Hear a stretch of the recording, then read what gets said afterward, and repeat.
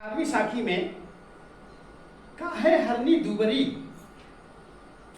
यही हरे रे ताल, लक्ष्य अहेरी एक मृग, केती तारों भाल।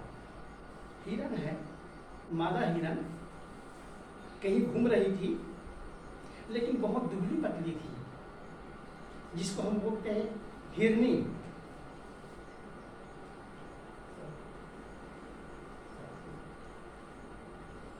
किसी सज्जन ने पूछा, एक उदाहरण है ये, किसी सज्जन ने पूछा उस मादा हिरन से कि भाई आप इतनी दुबली पतली क्यों हो, कारण क्या है? क्योंकि साहब जी जहां जहां ये प्रश्न किए हैं और वहां वहां साहब जी उत्तर भी बढ़िया दिए हैं। जैसे खेत भला बीज भला, बोए मुठी का फेर, और काहे बिरवा रूखला, तो साहब कहते एक गुण खेत ही किया। कभी कभी ये हमारी शादी बहनें कहती हैं कि मटासी में ये धान ज़्यादा नहीं होता है, क्योंकि उसको अलग खुराक देना पड़ता है। और जो काली मिट्टी है, जो कन्हार मिट्टी है, उसमें अलग प्रकार की खुराक देनी पड़ती है। सबको आप एक साथ में आप इलाज करोगे, दाना पानी दोगे, सिंचाई करोगे, तो सब जमीन नहीं मानती है। इसलिए साहब कहते हैं खेत भला बीज भला, बोए मुठी का फेर, और काहे बिरवा रूखरा। साहब कहते हैं कि ये झाड़, ये वृक्ष, ये पौधे कमजोर क्यों हैं? तो पुनः साहब उत्तर देते हैं एक गुण खेत ही के, एक खेत का गुण है, क्योंकि आप तो सब में उसको पूरा पूरा आपने खाद दिया, सिंचाई दिया, पानी दिया, हवा पानी दिया, बराबर खुराक दिया, लेकिन उसमें कुछ झाड़ कमजोर है। आपने देखा होगा जहां जहां खातू हम लोग जाते हैं ना, खातू का ढेर, वहां वहां का धान इतना बड़ा हो जाता है, और जहां खातू की मात्रा कम पड़ती है वहां ऊंचाई एकदम कम होती है। हमने देखा जब घर में थे तो एक गाय मर गई थी, प्रगति को याद है, एक गाय मर गई थी, और वो गाय को हम लोग ले जा करके खेत में पाट दिए। इतना धान हुआ साहब जी कि पूरा धान जैसे पत्ता ही पत्ता हो गया। समझो जितना धान की सहज ऊंचाई समान ऊंचाई है, उससे डबल ऊंचाई हो गई। फिर हमने पूछा कि भाई ये ऐसा क्यों हुआ?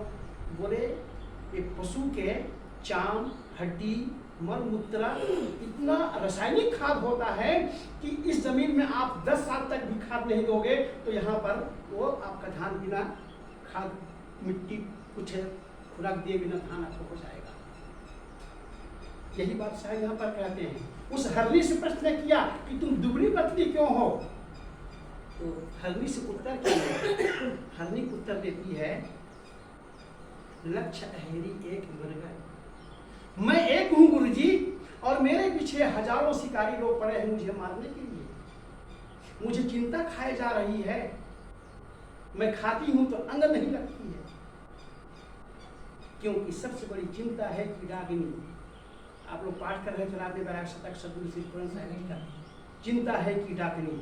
ये चिंता है, चाह गई चिंता मिटी, मनुआ बेपरवाह, और जिनको कछु नहीं चाहिए सो सहन साहब कहते हैं चिंता ये सबसे बड़ी डाकिनी है। चिता और चिंता में बस यही अंतर है, एक बिंदी का फर्क है। चिता है मुर्दे को जलाती है, और चिंता है वो जिंदा को जलाती है। ये चिता और चिंता में अंतर है। साहब कहते हैं लक्ष्य अहेरी एक मृग, लक्ष्य अहेरी एक मृग, शिकार है एक है,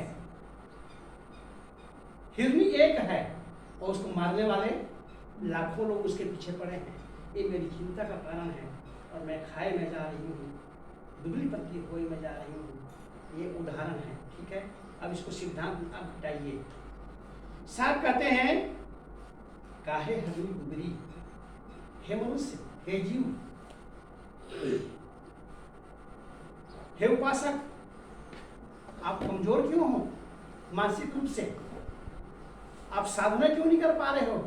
ध्यान क्यों नहीं कर पा रहे हो? भजन भक्ति क्यों नहीं कर पा रहे हो? कहते हैं साहब जी किसकी किसकी बात माने, किसकी किसकी बात माने। यहाँ तो सभी गुरुओं का हमें सम्मान करना पड़ता है। अयोध्या वाले आ गए, इलाहाबाद वाला आ गए, खरसिया वाला आ गए, काशी कबीर चौरा वाला आ गए, रतनपुर वाले आ गए, उदुरमाल वाले आ गए, कोरबा वाले आ गए, तो सभी संतों को तो हमें मानना ही मानना है। वो अलग कहते हैं, आप अलग कहते हैं, वो परमात्मा बताते हैं, आप आत्मा बताते हैं, वो जीव बताता है, वो चैतन्य बताता है, हम किसकी बात माने? आई एम कंफ्यूज, मैं तो कंफ्यूज हूँ कि आत्मा सही है कि परमात्मा सही है कि ये सही है कि वो सही है। तो सभी गुरु लोग अपनी अपनी बातों को मनवाने के लिए जोर डाल रहे हैं, प्रेशर डाल रहे हैं शिष्य ऊपर में, आप हमें मानो, नहीं आप हमें मानो, वो कहते नहीं आप हमें मानो। और सब लोग अपनी अपनी बातों को बेच रहे हैं।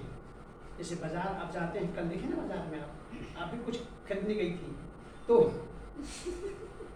बाजार में सभी लोग अपनी अपनी चीजों को बेच रहे हैं, ठीक है। अब बेचते हैं तो बड़े प्रेम से अपनी चीज को बढ़ाई करेंगे ना, नहीं बढ़िया है, अच्छा है, ये टिकाऊ है, सरल है, सादा है ना, बहुत दिन तक चलेगा। अपने अपने सामानों को बहुत बढ़िया से बेचने की कला है, उसके अंदर में भी एक ठग काम करता है। कितने लोग तो नकली को असली बना करके बेच देते हैं, इतना बोलने में एक्सपर्ट होते हैं। और बोलने की कला भी सबको नहीं आती है, प्रकृति में सबको। देखो भीष्मर साहब जो बोलते हैं जब, तो उनकी बातों में वो दम होती है, वो छन करके वो बात आती है, वो अंदर की बात करते हैं, ध्यान की बात करते हैं। मैं बोलूंगा तो मैं अपने ढंग से मैं बोलूंगा, लेकिन वो बोलेंगे तो उन बातों को गहराई में उतर करके बोलेंगे, और वो जो बोलेंगे वो बहुत कम लोग बोलेंगे। तो ये अपनी अपनी कला होती है कि आप अपनी प्रस्तुति को आप कैसे रखते हैं सबके सामने। सबकी प्रस्तुति करने की शैली अलग अलग है।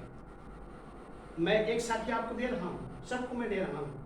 यहाँ 8-10 जिज्ञासु लोग हैं, लेकिन ये साहब अलग बोलेंगे, वो बिटिया अलग बोलेगी, ये बेटिया अलग बोलेगी, ये बहन अलग बोलेगी, वो बहन अलग बोलेगी, आप अलग बोलोगे, सब लोग अलग अलग बोलेंगे।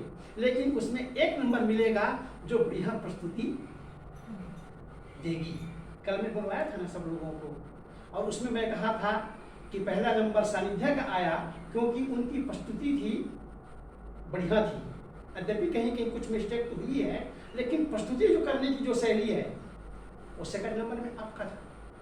तो प्रस्तुति जब हम करते हैं तो वो प्रस्तुति करने की अलग शैली होती है। वो कहते हैं ना, the child is father of nation, होनहार बिनवान के होत चीकने। हाँ, प्रकृति से ये चीज ऑटोमेटिक मिलती है, सिखाने की सीखने की आवश्यकता नहीं पड़ती है, और बहुत चीजों को हमें सीखनी पड़ती है। तो साहब कहते हैं एक जीव है, एक आदमी है, एक मनुष्य है, और हजारों हजारों गुरु लोग इनके पीछे पड़े हुए हैं कि हमारी बातों को माने। हम ही मुक्ति के ठेकेदार हैं, और हमारे मार्ग में आएगा, हमारी शरण में आएगा, उसी से मुक्ति होने वाली है, दूसरे से मुक्ति नहीं होने वाली है। मतलब सब लोग मुक्ति को ठेके में, मुक्ति को मुट्ठी में लेकर के घूमते हैं, जबकि ये बात सोलहों आने गलत है। मुक्ति कैसे मिलेगी? मुक्ति में आपको चलना है, आपको चलना है संतों के मार्ग में, संतों के बताए हुए मार्ग में। और मुक्ति कोई देता देता नहीं है। मुक्ति तब मिलती है जब हम उस रास्ता को तय करते हैं। मुक्ति कोई न तो देने वाला है न कोई लेने वाला है। मुक्ति आपको खुद मिलेगी जब आप उस रास्ते पर चलेंगे। सद्गुरु विशाल देव ने कहा, मुक्ति ऐसी चीज है सबको छोड़े होए, और जब तक राखे अन्न को तब तक ते ही को खोए। मुक्ति वो चीज है, आप सबको छोड़ते जाइए, सारी चीजें छूटती चली जाएंगी। जो आपसे अलग है वो मुक्ति आपको मिल गई। न मुक्ति देने की है न मुक्ति लेने की है, मुक्त आपका स्वरूप ही है।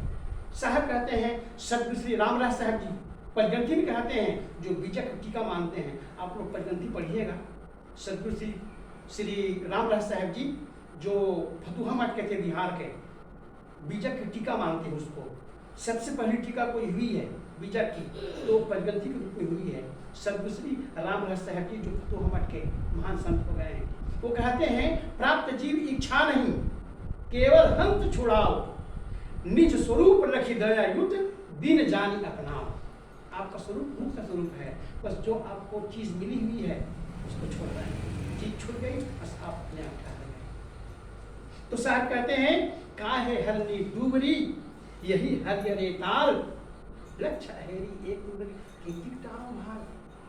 अब वो हरनी बोलती है, वो जीव बोलता है, वो साधक बोलता है साहब जी गुरु जी मैं किसकी बात को मानूं, मैं तो परेशान हूं। लक्ष्य अहरी एक केतिक तारो भाल, भाल मतलब भाला। जब हरनी को जब मारते हैं ना तो भाला चाकू, आजकल तो वो निकला है बंदूक, सीधा मिल गया तो बंदूक से दाग देते हैं। पहले के राजा महाराजे लोग भाला में नहीं मारते थे। ये और प्राचीन परंपरा थी मोहनजोदड़ो की खुदाई, उसमें आप लोग पढ़े होंगे मोहनजोदड़ो की खुदाई, हड़प्पा की खुदाई। उस समय लोहा के हथियार लोग बनाते थे, उसके बाद में ये पत्थर के हथियार, उसके बाद में लोहा का हथियार, उसके बाद में फिर धीरे धीरे ये बंदूक और गोली निकल गई। तो कहने का मतलब यहाँ पर ये है, साहब कहते हैं लक्ष्य अहेरी एक मृग केतिक तारो भाल, मैं कितने भाला को मैं सहूं। आखिर सहने की कोई सीमा होती है, सहने की कोई एक मर्यादा होती है। मैं खुद में परेशान हूँ। यहाँ एक जीव की व्यथा, आदमी की समस्या को साहब जी बताए हैं कि एक जीव के पास में कितनी समस्या है। बहुबंधन से बांधिया एक बेचारा जीव, की बल छूटे आपनो किले छुड़ावे भी। इस प्रकार से जीव के ऊपर में बहुत सारे बंधन लगे हुए हैं। अब जीव परेशान होता है, एक को छोड़ता हूँ दूसरा आता है, दूसरे को छोड़ता हूँ तीसरा आता है, और अनेकों बंधन से मैं ग्रसित हूँ। मैं क्या करूँ।